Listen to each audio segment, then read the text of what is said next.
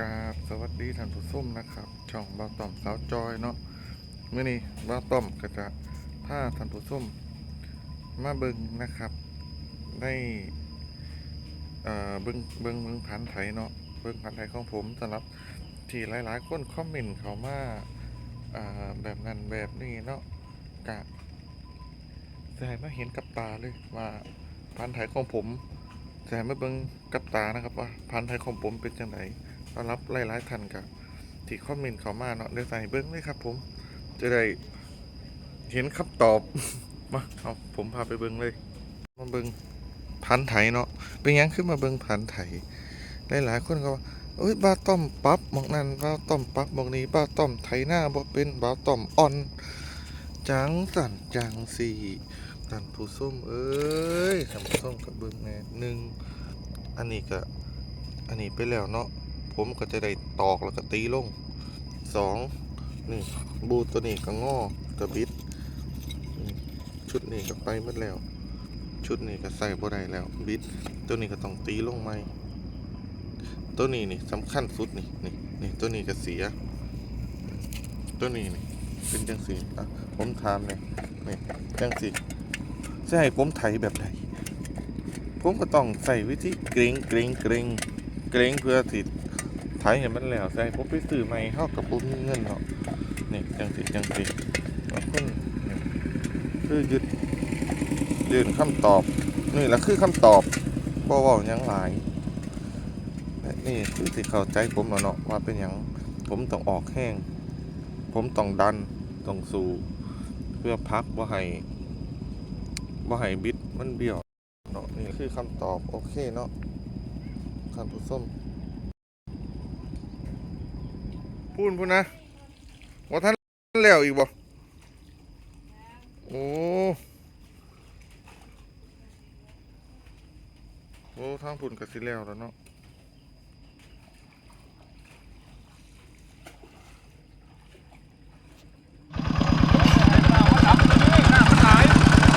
ยังข้าวมันแข็งดันจะนั่งตอนกอก็นั่นเลยสิเอากาข้าวเจ้าเท่านี้นะสิใส่ข้าวเจ้าดำเบิดกาเขาลบมาก่อน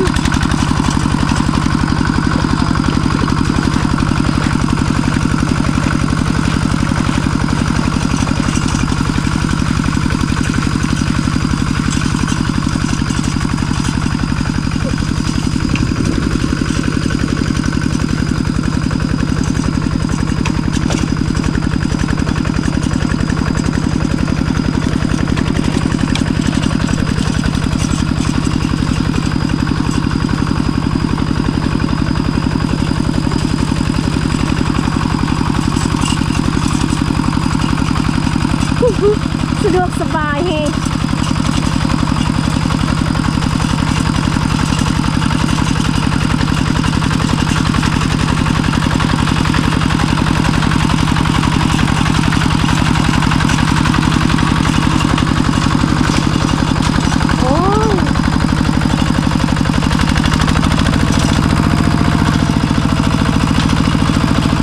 ใส่เล็กนึงเบิด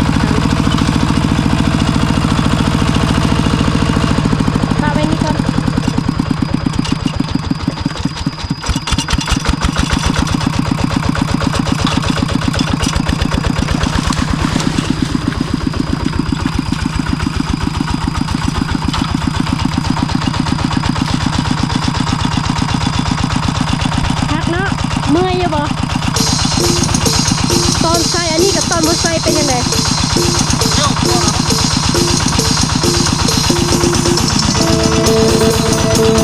เจ้าเมื่อยก่อนหน่อยกินข้าวก่อนพี่น้องคนนี้จะพาดดำกาที่เบิดดำนี้ก่อนเลยกันตอนนั้นที่เอาข้าวเจ้ามาใส่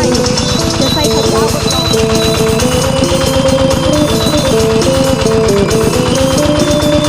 ินข้าวกันเหรอ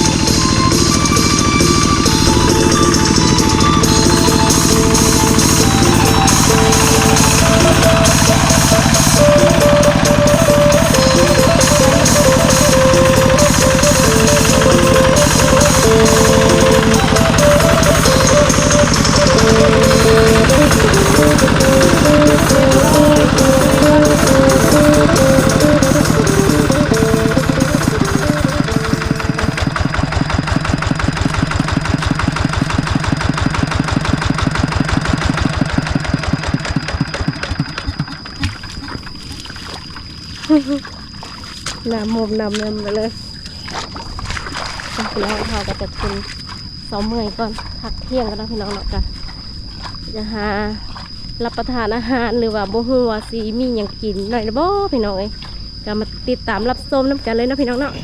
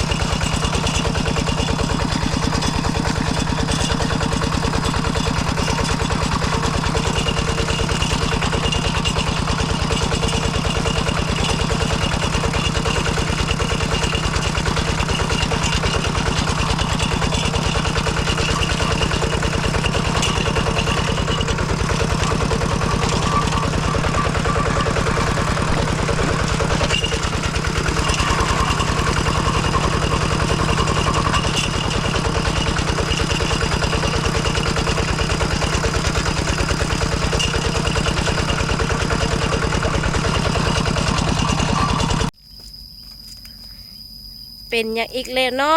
ะจับยัง มันเป็นยังไงหักตัวใดไปจอดบ่ได้บ่ ได้แต่ว่าบ่เฮ็ดดอกเสียเวลา อือ ไปเอาตัวยูเฮียนมาเลย ห้องเฮาได้บ่ล่ะ ได้ของเข้าใส่ได้ล่างก่อนแบกกลับเนี่ย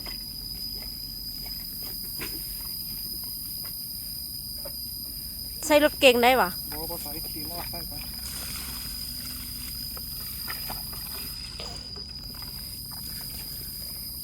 อีหยังก็ขาดหักพี่น้องมาเบิ่งไกลๆเลยว่าหักบนคอต่อมันเนาะนี่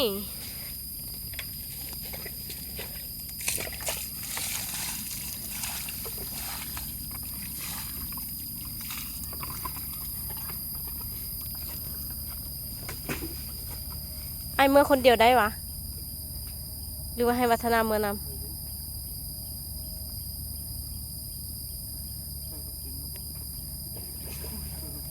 ใส่จังใดล่ะมันก็ปักเบาะแล้วเนาะ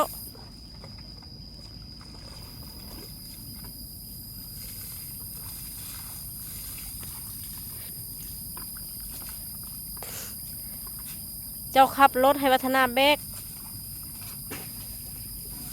เนาะ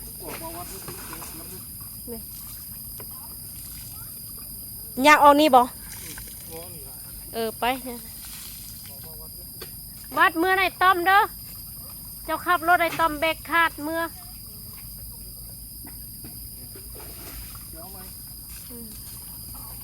พี่น้องมาเบิ่งขาดไถนาขาดหน้าแล้วก็หัก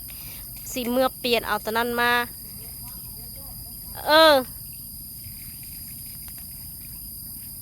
ดีแต่ว่าตูจอดเขามีนะพี่น้องเนาะตูจอดมีแล้วก็สร้างกับอ้ายเพื่อนนี่แหละ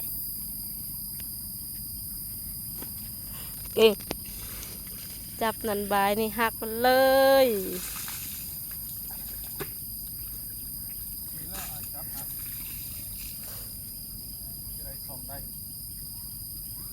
จับปึ๊บขาดเพราะแป๊บเดียวก็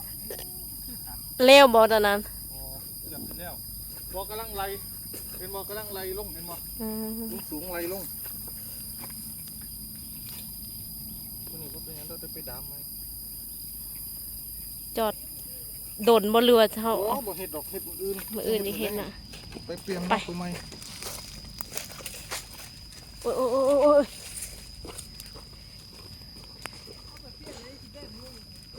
เอามือจอด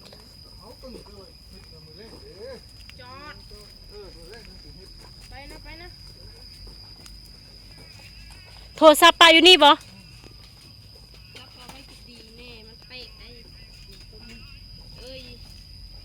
ไปมือจอดเลยพี่น้อง